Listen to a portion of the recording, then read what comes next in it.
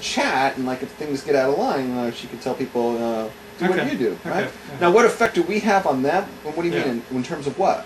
Well, I think that we have a dramatic effect. I think we attract a certain crowd, and that we attract a certain level of conversation. I would say that 80%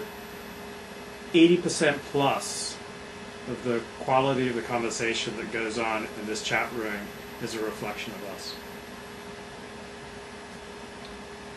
I would say we have the overwhelming influence. I'm not talking the power to ban. I have read the scripts, and there's two types of chat nights.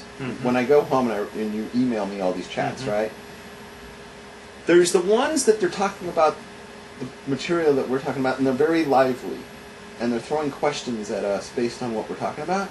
And then there's the other ones where it's like almost like it's they're not even watching us, and they're talking amongst themselves. Yeah. And it's hard for me to read those because it's got nothing to do with the show. Yeah. It's like, hey, where did you go to college? Hey, I went to college over here. You know, hey, what are you wearing right now? Hey, I've got pink panties on. I mean, like, what's it got to do with us? Right? So I don't know if that's indicative because the show sucks, so they start talking amongst themselves. I don't know how that works. Hard to gauge. Do you think that we exert a force field? Was this like your walk last week where you have a... I don't believe in these force fields. They don't Star Wars or something. You don't think that you affect people, that just by your presence in a room that it affects the tenor of conversation? Oh, in people's minds? Yeah, and then their behavior, yeah. You know what I think? I think I affect people amongst your crowd. Your friends, your followers, the people that read your stuff, people on your Facebook. They get very bothered by me and my presence and the things I say. Some of them do. They get really nervous by me. Some of them.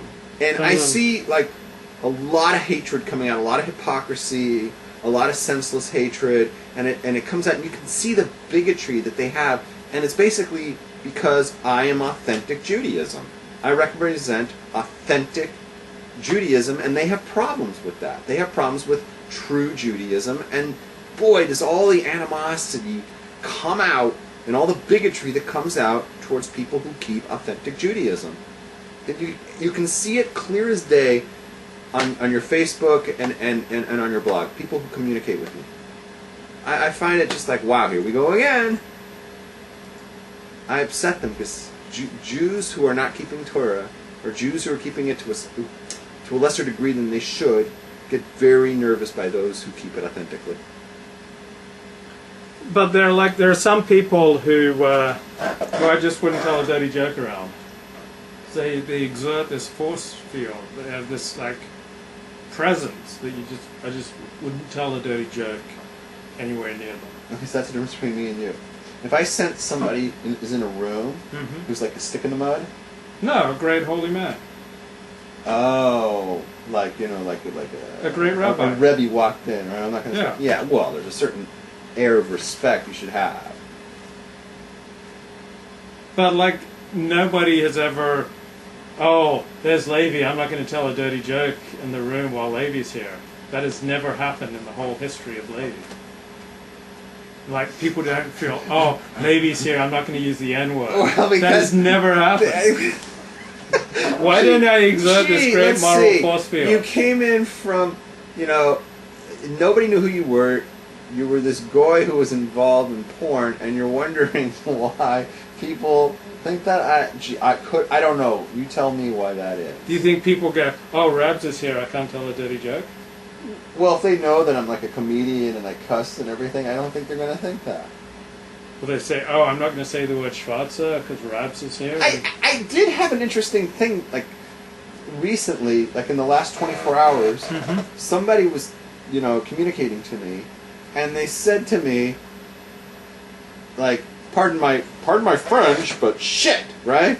And I was like, do they realize who they're talking to? No. You know what I mean? It's like, are they fucking stupid? like, come on, you don't have to say that around me. Okay, I'm all done with thoughts. All right, I think let's wrap up the show. You don't have any thoughts? Do everything on your sheet. Yeah, no, it's just based on your bullet points, in case you're going to get the things. You have no points on your sheet that you haven't made. No, I don't have points to There's make. nothing you want to share with the people. Ask them. Is there any questions? We'll take some questions real fast. There are no questions. You sure about that? Yeah. You didn't see any question marks. Yeah. Do a search on question marks from the top. It's hard because it keeps scrolling down to the bottom. Oh. But they're talking about politics. They're talking about politics? Yeah. Is Noel there? Say hi to Noel. Okay, we did a long show last week, so... You know what we didn't do? What? You know what we did not do? Mm-hmm. You know what we did not do? Oh my god, Atlanta just intercepted it again. They're going to win, I told you. They're great. New Orleans scored a touchdown, but it got called back by a penalty. Now, Drew Brees got... The defensive lineman batted it up in the air and then caught it.